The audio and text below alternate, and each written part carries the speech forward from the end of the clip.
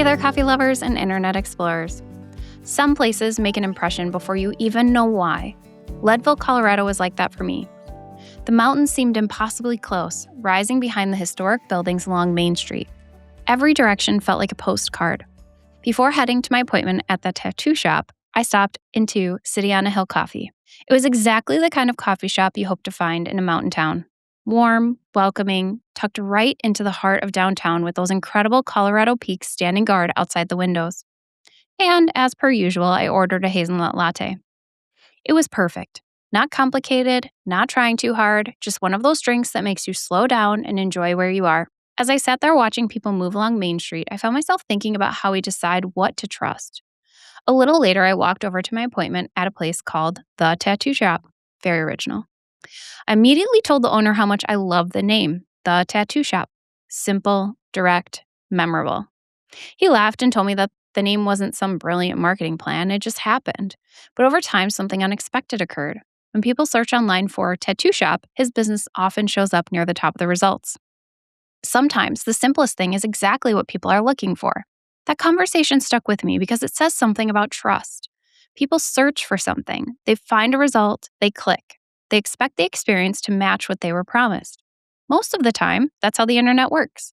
But recently, cybersecurity researchers uncovered a massive ClickFix malware campaign that reminds us that trust online isn't always that simple.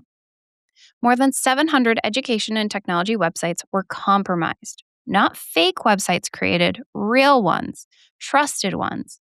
People would visit a legitimate website expecting to find information, resources, or services, but instead, a fake verification screen would appear. It looked familiar, professional, normal. The page claimed visitors needed to prove they were human before continuing. You've seen the box before. Many of us have seen those kinds of security checks before, and that's what made it work.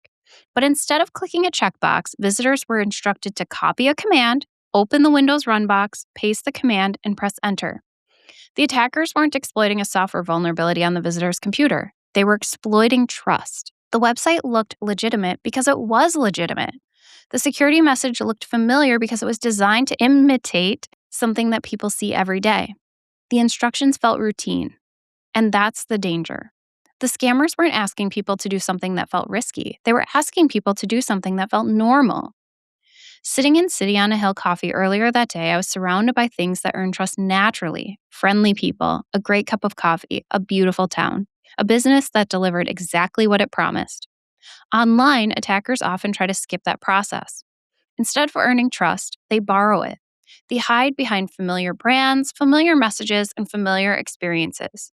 And that brings me to one simple step that can make these attacks much harder to pull off.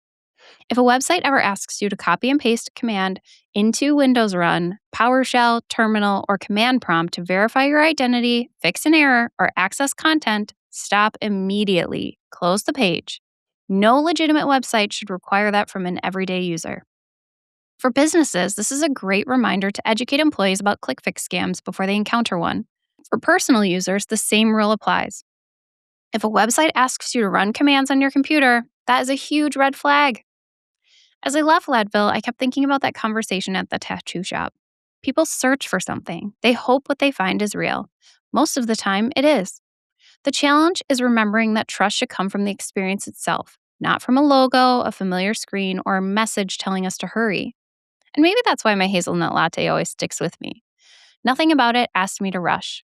Nothing asked me to prove anything. It was exactly what it appeared to be. And in our digital lives, that's still one of the best questions we can ask. Is this really what it claims to be?